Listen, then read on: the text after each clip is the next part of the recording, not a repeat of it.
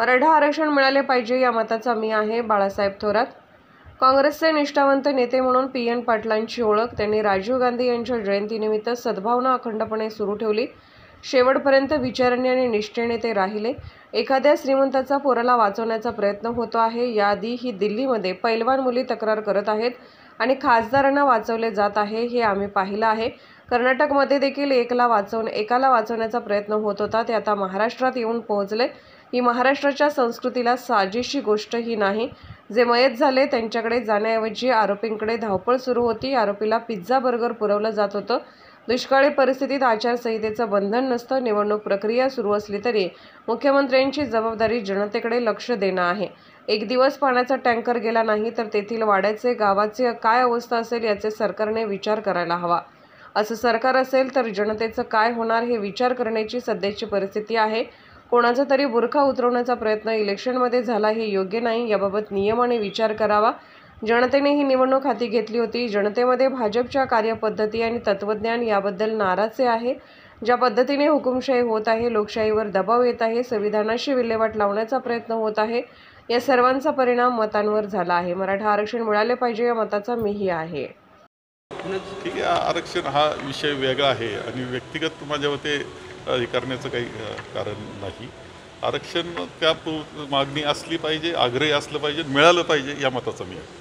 माननीय पी.एन. पाटील हे व्यक्तिगत स्नेही आमचे होते, परंतु काँग्रेसचे अत्यंत निष्ठावंत अशा प्रकारचे नेते ते होते। 19 वर्ष जिल्ह्याचे अध्यक्ष म्हणून त्यांनी काम केलं। राजीवजींच्या निधनानंतर आपण पाहिलं असेल की त्यांनी त्यांची जी जयंती साजरी करीत असायचे राजीवजी गांधी यांची, ती अत्यंत सुंदर मोठी असायची। सद्भावना यात्रा त्या निमित्तानं असायची, किलोमीटरच्या किलोमीटर ती असायची। राजीवजींचा पुतळासुद्धा त्यांनी केला। आदरणीय सोनेजींना त्या निमित्तानं आणलं आणि शेवटपर्यंत विचारानं निष्ठेनं काँग्रेसची ते संलग्न राहिलेलं व्यक्तिमत्व आहे आणि म्हणून एक काँग्रेस जनापुढे सुद्धा एक आदर्श म्हणून या व्यक्तिमत्वाचा उल्लेख करावा लागेल। का एखाद्या श्रीमंताचं पोरगं कोणाला तरी चिरडीतं आणि त्याला वाचवण्याचा प्रयत्न होतो, ही दुर्दैवी घटना आपल्याकडं महाराष्ट्रात घडते आहे। आम्ही पाहिलं होतं की आमच्या पैलवान मुली, रेसलर मुली तक्रार करतायत तरी तो खासदार वाचवला जातोय हे आम्ही पाहिलं, किंवा इकडे पाहिलं कर्नाटकमध्ये कोणाला तरी वाचवलं जातं हे आम्ही पाहतोय। ते दुर्दैवानं महाराष्ट्रात येऊन पोहोचलेलं आम्हाला दिसतं आहे। महाराष्ट्राच्या संस्कृतीला साजेशी गोष्ट ती नाही। खरं तर सरकारच्या वतीने सांगण्यात येते की कडक शिक्षा झाली पाहिजे। मग हे सगळं नाही, ठीक आहे, तुमच्या सांगणं वेगळं आणि कृती करणं वेगळं। शिक्षा होईल त्यावेळेस आम्ही म्हणू की खरंच कडक शिक्षा झालेली आहे आणि कशा पद्धतीनं आपण त्यामध्ये पाहिलं ते पब काय, ती परिस्थिती काय, तिथली लोक म्हणजे जे मयत झाले मुलं त्यांच्याकडे जाण्याऐवजी इकडंच धावपळ चालली होती।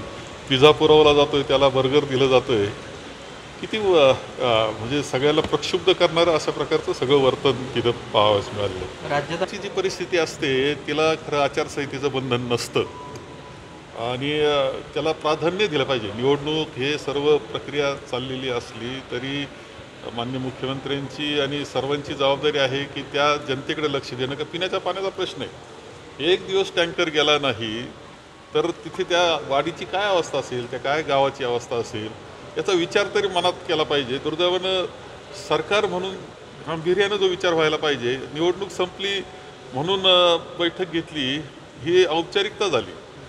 खरा मे महिना तर सगळ्या निवडणुकीत गेला, त्यावेळेस त्या ठिकाणची परिस्थिती काय होती असं जर विचार केला तर दुर्दैवानं सरकार म्हणून दुर्लक्ष झालेलं आहे पूर्णपणे।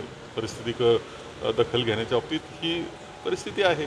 आता तरी चला आता पाहता येत, ठीक आहे, तिथं पालकमंत्री हजर राहण्यास तयार नाहीत। सगळे पालकमंत्री परदेशात गेलेत असंच आम्हाला कळालं। का कुठं आहेत पालकमंत्री, तर परदेशात गेलेत। अनेक गोष्टी दिसत आहेत। आमच्याकडे सुद्धा दुर्दैवानं कालच दुर्दैवी घटना झाली की नदीच्या रोटेशनमध्ये म्हणजे खरे 2 मुलं बुडाली, त्यांचे मृतदेह काढण्याकरता म्हणून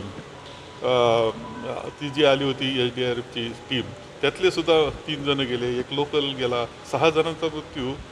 शासन म्हणून SDRFच्या टीम आणि त्या जवानांचं खरोखर कौतुक केलं पाहिजे। ते मयत झाले त्यांच्याबद्दल संवेदना आहे आमच्या, दुःख वाटतं, परंतु तिथलं प्रशासन म्हणून पालकमंत्री असतील किंवा कलेक्टर असतील यांचे मात्र त्याकडे लक्ष नाही, अशी अवस्था आम्हाला पाहायला मिळालं. म्हणजे अत्यंत कठीण, म्हणजे असं सरकार असतील त्या जनतेचं होणार काय हे असं वाटावं अशी परिस्थिती आहे.